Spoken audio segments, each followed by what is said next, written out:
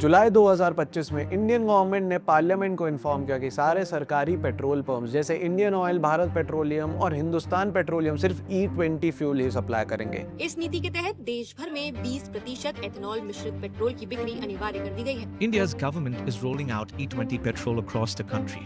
Now that means 20% ethanol, 80% petrol. Enter E20 Petrol, the newest variant in town, now available nationwide at your nearest petrol pump. In fact, not only the newest variant, but also the newest headache or pain point for several car owners in India. 2022 से India में E10 यानी 90% petrol और 10% ethanol supply किया जाने लगा और India energy week 2023 में E20 fuel पे ट्रायल शुरू किया गया और प्लान था कि 2025-26 तक पूरे देश में ये फ्यूल मिले। ये सब इथेनॉल ब्लेंडेड पेट्रोल प्रोग्राम के अंडर हो रहा है, जिसका मकसद है कि हम कम फॉसिल फ्यूल्स यूज करें और बाहर के देशों से पेट्रोल का इंपोर्ट भी कम हो। और सरकार कहती है कि E20 यूज करने वाले व्हीकल्स में ड्राइवेबिलिटी भी ठीक रहती है और इससे एनवायरनमेंट में CO2 फुटप्रिंट भी बेहतर होता है। नितिन गडकरी ने E20 फ्यूल को गाड़ियों के लिए एकदम सेफ बताया। Import substitute, cost effective, pollution free और इंडिजिनस। और कहा कि वो एक भी गाड़ी ऐसी दिखा दे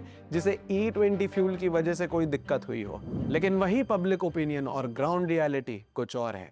ये रस्टिंग देख रहे हो, ये पता कहाँ पर है? ये है बाइक के टैंक के अंदर। गडकरी साहब बोल रहे थे ना, एक भी एग्जांपल ढूंढ के बता दो जिसको दिक्कत आ रही है एथेनॉल से। ये लो आपके सामने एग्जांपल है, स्टार्ट होना बंद हो गया। अभी 3,500 रुपए का कल मैंने तेल भरवाया था, लिटरली आधा हो चुका है। मेरी गाड़ी की माइलेज पहले 12 की थी, वो कम होकर 9.5 की माइलेज हो गई है। पिछले 6 महीने में इसने एक बार भी 8 के नीचे माइलेज नहीं दिया। 4 दिन पहले E20 का अंदर पेट्रोल लगवाया था खाली टैंक में, माइलेज ड्रॉप देखो 6.3। सोशल मीडिया पर लोग E20 को सिर्फ फ्यूल इशू नहीं बल्कि फ्यूचर का एक बहुत ही डेंजरस स्टेप बोल रहे हैं। एक ट्विटर यूजर अनुराधा तिवारी ने लिखा, मुझे 100% यकीन है कि नॉन कंपैटिबल गाड़ियों पर इथेनॉल फोर्स करना एक साइकोलॉजिकल ऑपरेशन है।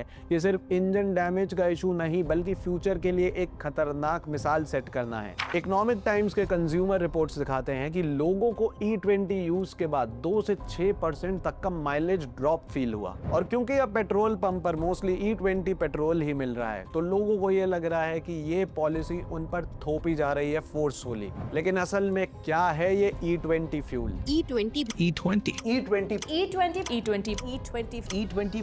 20% इथेनॉल डालने के ऊपर देश में एक तो भी गाड़ी में तकरार रही कि आप नाम बताएं। E20 फ्यूल का मतलब है इसमें 20% इथेनॉल और 80% नॉर्मल पेट्रोल मिलाया जाता है। इथेनॉल जलने पर पेट्रोल के मुकाबले थोड़ा क्लीन होता है, इसलिए इसे एनवायरनमेंट फ्रेंडली भी माना जाता है। ये बेसिकली एक बायोफ्यूल है जो गन्ने और अनाज से बनता है। SIAM, CM और ARAI दोनों ने पब्लिक में E20 प्रोग्राम को सपोर्ट किया था। ARAI मतलब automotive research association of India. ये एक रिसर्च और टेस्टिंग बॉडी है जो इंडिया में गाड़ियों की सेफ्टी, पोल्यूशन और परफॉर्मेंस स्टैंडर्ड सेट करती है। ये इंश्योर करती है कि रोड पे आने वाली गाड़ी सेफ और एनवायरनमेंट फ्रेंडली हो। लेकिन जब ARAI की रिपोर्ट्स को गहराई से देखा गया तो उसमें कुछ बड़ी दिक्कतें सामने आई। इन रिपोर्ट्स के हिसाब से ARAI ने अपना फोकस मेनली एक 400R इंजन ड्यूरेबिलिटी टेस्ट पर रखा जो 6000 RPM पे ही चलाया गया। इंजन ड्यूरेबिलिटी टेस्ट में एक इंजन को कंटिन्यूअसली चलाया जाता है ताकि देखा जा सके कि कितनी देर तक बिना प्रॉब्लम के वो इंजन चल पाएगा। RPM का मतलब होता है रेवोल्यूशन पर मिनट। सीधे शब्दों में गाड़ी का चक्का 1 मिनट में कितना घूमेगा ये RPM से पता चलता है। नॉर्मली कार चलाते वक्त इसकी वैल्यू यूजुअली 1500 से 3000 होती है, लेकिन ARAI ने ये टेस्ट हाई RPM यानी 6000 पर कंडक्ट किया। लेकिन रोजमर्रा की जिंदगी में हमारी गाड़ी कभी ट्रैफिक जैम में खड़ी होती है, कभी 10 की स्पीड पर रेंग रही होती है तो कभी हाईवे पर 100 की स्पीड पर दौड़ रही होती है। और वेदर कंडीशंस भी, जैसे एक्सट्रीम गर्मी या ठंड या एक्सट्रीम बारिश, इन वेदर कंडीशंस को टेस्ट के वक्त कंसिडर ही नहीं किया गया। और ये टेस्ट सिर्फ 1 लाख किलोमीटर तक किया गया और हर 10,000 किलोमीटर पे चेक हुआ। लेकिन खुद सोच के देखिए, क्या ये काफी है समझने के लिए कि लॉन्ग टर्म में इंजन पे एक्चुअली में इससे क्या असर होगा? वहीं CM मतलब society of Indian automobile manufacturers, ये एक ऐसा इंडस्ट्रियल ग्रुप है जो कार, बाइक या ट्रक बनाने वाली कंपनीज को रिप्रेजेंट करता है। मतलब ये सरकार और पब्लिक के बीच ब्रिज बन के ऑटोमोबाइल इंडस्ट्री के इंटरेस्ट को प्रोटेक्ट करता है। CM के रिप्रेजेंटेटिव्स के साथ जो रिव्यू मीटिंग्स की गई हैं, ये डिस्कस करने के लिए लिए कि ऑटोमोबाइल इंडस्ट्री अभी इथेनॉल फ्यूल के लिए कितनी रेडी है, उसमें ये बात ध्यान देने वाली है कि सीएम उन्हीं कार मैन्युफैक्चरर्स को रिप्रेजेंट करता है जो नई गाड़ी बेचकर प्रॉफिट कमाते हैं। मतलब अगर वो बोल दे कि पुरानी गाड़ियां इनकम्पैटिबल हैं तो लोग मजबूरन नई गाड़ियां ही खरीदेंगे। मतलब उन्हें सीधा फायदा और कंज्यूमर्स के नुकसान की उसकी किसको पड़ी है। बिजनेस स्टैंडर्ड की रिपोर्ट के हिसाब से सीएम ने ये भी बोला कि अगर इंजन्स को मॉडिफाई किया जाए तो एफिशिएंसी लॉस कम हो सकता है, लेकिन इसका मतलब भी वही है, कार मैन्युफैक्चरर्स को सीधा प्रॉफिट और नुकसान किसका हुआ। बिल्कुल सही समझे, आपका और मेरा। और मजाक की बात तो ये है कि इसके ऊपर गडकरी जी ने ब्राजील का एग्जाम्पल दिया है इथेनॉल ब्लेंडिंग को लेकर। ब्राजील में पेट्रोल पंप पर 100% पेट्रोल भी मिलता है, फिर 27% इथेनॉल डाले वाला पेट्रोल भी मिलता है, 100% इथेनॉल वाला भी मिलता है। लेकिन ग्राउंड रियलिटी ये है कि ब्राजील ने इसको 40 साल तक धीरे धीरे डेवलप किया था। उन्होंने फ्लेक्स फ्यूल गाड़ियां बनाई थी जो इथेनॉल और पेट्रोल दोनों पे चल सकती है, और ब्राजील में कंज्यूमर्स के पास चॉइस होती है कि वो अपनी गाड़ियों में कौन सा फ्यूल डलवाएं, सादा पेट्रोल, E10, E20 या फिर सीधा इथेनॉल। और तो और ब्राजील में सरकार प्राइस इंसेंटिव्स देती है जिसकी वजह से इथेनॉल पेट्रोल से सस्ता मिलता है, इसलिए लोग नेचुरली इथेनॉल को प्रेफर करते हैं। तो क्या हमें अपने आप को ब्राजील से कंपेयर करना चाहिए, क्योंकि यहाँ तो ना ही कोई चॉइस मिलती है और ना ही कोई प्राइस बेनिफिट दिया जा रहा है। अब थोड़ा समझते हैं इनकी टाइमलाइन को। मार्च 2021 से गवर्नमेंट ने E20 को ऑफिशियल फ्यूल बनाया और 2023 से हर नई गाड़ी को E20 कंप्लायंट होना मैंडेटरी कर दिया। E20 को इंप्लीमेंट करने के लिए फ्रेमवर्क सेट किया गया BS नॉर्म्स यानी भारत स्टेज एमिशन नॉर्म्स ने। आसान शब्दों में ये इंडिया में गाड़ियों के एग्जॉस्ट से निकलने वाले पॉल्यूशन को कंट्रोल करने के लिए बनाए गए एमिशन स्टैंडर्ड्स हैं, और ये एक ऐसी रूल बुक है जो गाड़ियों और फ्यूल के लिए सेफ्टी और पॉल्यूशन के स्टैंडर्ड सेट करती है। E20 फ्यूल के लिए भी इन्हीं नॉर्म्स ने क्लियर गाइडलाइंस दी है ताकि गाड़ियां सेफ चले और एनवायरनमेंट क्लीन रहे। अप्रैल 1, 2020 से BS6 रूल्स लग गए थे। अब जो भी गाड़ी E20 फ्यूल पे चलेगी उसको इन्हीं स्ट्रिक्ट पॉल्यूशन कंट्रोल नॉर्म्स को फॉलो करना होगा। 2021 में गवर्नमेंट ने क्लियर सेफ्टी रूल्स दिए, जैसे गाड़ी के रबड़, प्लास्टिक, मेटल इथेनॉल फ्रेंडली होने चाहिए क्योंकि इथेनॉल से कंडक्टिविटी इश्यूज हो सकते हैं। फ्यूल हैंडल करने के लिए प्रॉपर सेफ्टी गियर, हर गाड़ी पे विजिबल इथेनॉल कंपैटिबिलिटी का लेबल भी होना चाहिए। तो BS नॉर्म्स के हिसाब से BS6 फेज 2 गाड़ियां जो अप्रैल 2023 के बाद मैन्युफैक्चर हुई हैं, इनमें अपग्रेडेड इंजन, सेंसर्स और इथेनॉल प्रूफ पार्ट्स लगे होते हैं, इसलिए ये E20 फ्यूल के लिए ठीक है। लेकिन पुरानी गाड़ियां यानी जो अप्रैल 2023 से पहले मैन्युफैक्चर की गई हैं, उनका क्या? और ये चीज मैं नहीं कहता, ये चीज नीति आयोग की रिपोर्ट कहती है कि 6% तक माइलेज ड्रॉप देखने को मिलेगा। इस छोटी सी गाड़ी के अंदर पहले मेरे को माइलेज मिलती थी 16 to 17, अब ये मिल रही है 12.7। उनमें बहुत ज्यादा प्रॉब्लम्स अभी से ही रिपोर्ट हो रही है, जैसे रबड़, प्लास्टिक पार्ट्स जल्दी खराब होना, गाड़ी का एवरेज में गिरावट या फ्यूल टैंक में रस्ट लग जाना। हमारा देश वर्ल्ड हंगर इंडेक्स में 116 में से 101वीं रैंक पर है और भूखमरी हमारे देश में एक बहुत बड़ी प्रॉब्लम है। और अब ऐसे में अगर जमीन अनाज बोने की बजाय E20 के उत्पादन में लग जाए तो जरा सोच के देखिए फूड प्रोडक्शन पर कितना बड़ा इंपैक्ट आएगा। रिसर्च कहता है कि E20 टारगेट मीट करने के लिए लगभग 7.1 मिलियन हेक्टेयर खेती की जमीन चाहिए होगी। बहुत लोगों ने तो सरकार पे इल्जाम तक लगाया कि उन्होंने इन्फ्लुएंसर्स को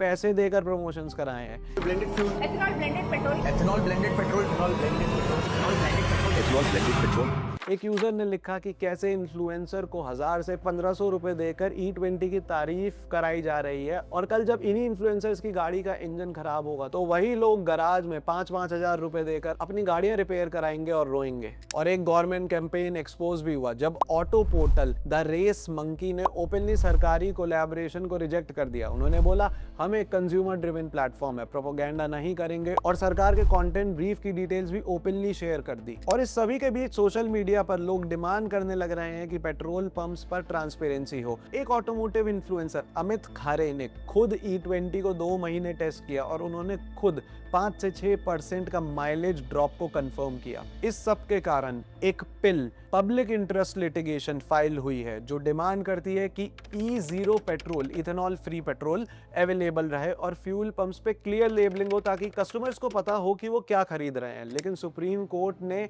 इस PIL को रिजेक्ट कर दिया, ये कहते हुए कि E20 के बहुत फायदे हैं और ये शुगर केन फार्मर्स के लिए बहुत फायदेमंद है। और दूसरी तरफ नितिन गडकरी ने भी कंसर्न्स को रिजेक्ट करते हुए अपना स्टांस बिल्कुल स्ट्रॉन्ग रखा है। उनका कहना है कि E20 से कोई गाड़ी खराब नहीं होती और जो लोग इसके खिलाफ बोल रहे हैं वो पेट्रोल कंपनीज के प्रेशर में ऐसा बोल रहे हैं। So some propaganda is in the social media. Yeah. It is to be sponsored by some people also. Times of India की रिपोर्ट अगर देखें तो मानस एग्रो और सियान एग्रो, जो नितिन गडकरी के फैमिली से लिंक्ड कंपनीज है, शुगर मिल के मोलेसिस से इथेनॉल बनाती हैं। यह ध्यान देने वाली बात है कि E20 पॉलिसी के साथ इथेनॉल की डिमांड बहुत ज़्यादा बढ़ने वाली है और इथेनॉल इन कंपनीज का मेन प्रोडक्ट है। 2023 में तो नितिन गडकरी ने ये तक बोला था कि डीजल व्हीकल्स पे 10% एक्स्ट्रा GST लगाएंगे ताकि पॉल्यूशन कम हो। उन्होंने कहा कि डीजल की गाड़ियों को बाय बाय बोल दो, लेकिन आयरनी ये है कि गवर्नमेंट खुद इंडिया का सबसे बड़ा डीजल फ्लीट चलाती है। उसका क्या, इंडियन रेलवे में ही हर साल 16,000 करोड़ रुपए से ज़्यादा डीजल यूज़ होता है। रिपोर्ट्स के हिसाब से प्राइवेट डीजल कार सिर्फ 13% डीजल यूज़ करती हैं, लेकिन गवर्नमेंट ट्रांसपोर्ट जैसे कि बसेस, रेलवेज या कमर्शियल व्हीकल्स 40% से ज़्यादा डीजल कंज्यूम करते हैं। फिर भी आम लोगों को 10 साल पुरानी डीजल गाड़ी चलाने से बैन कर दिया जाता है और 10,000 रुपये का फाइन भी लगाया जाता है। 2021 में गडकरी जी ने फिर से अपना 2030 का EV टारगेट रिपीट किया था, लेकिन आज की डेट में EV की सेल बहुत स्टेगनेंट है क्योंकि अभी इनके लिए एडिकेट चार्जिंग स्टेशंस ही नहीं है। और इन्होंने तो ये भी कहा था कि 2024 खत्म होने से पहले इंडिया की रोड्स अमेरिका जैसी होगी। 2024 समाप्त होने के पहले हिंदुस्तान का रोड इंफ्रास्ट्रक्चर अमेरिका के बराबर होगा। और ये है असल में हमारी रोड्स के हाल। गडकरी जी कौन से अमेरिका की बात यहाँ कर रहे हैं, वो थोड़ा मेरी समझ से बाहर है। बहुत से क्रिटिक्स बोल रहे हैं कि असली प्रॉब्लम सिर्फ E20 नहीं है बल्कि पॉलिसी कैप्चर है, जहां एनवायरनमेंट के नाम पे पॉलिसीज बनती हैं, उसका प्रॉफिट प्राइवेट हाथों में चला जाता है और उसका बोझ तो हम आम आदमियों को ही उठाना पड़ता है। गवर्नमेंट ने बोला था कि E20 आने के बाद पेट्रोल सस्ता हो जाएगा, और होना भी चाहिए क्योंकि इथेनॉल तो देश में ही बन रहा है, इंपोर्ट तो नहीं हो रहा कहीं से।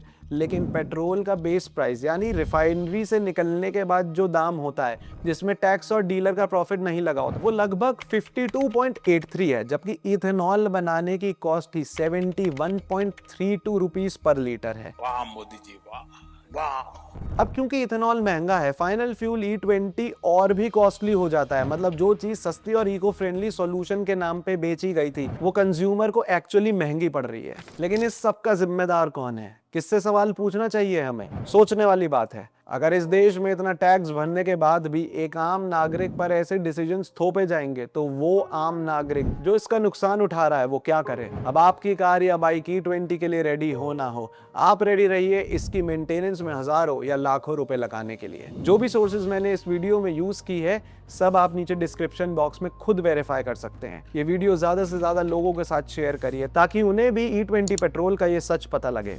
मिलते हैं अगली वीडियो में। जय हिंद। दुबई के प्रिंस ने मोदी जी को कहा कि हमारे लिए एक एहसान कर दो। बोले आपको क्या चाहिए? तो बोले 6 महीने के लिए नितिन गडकरी को दुबई के लिए एक्सपोर्ट कर दो।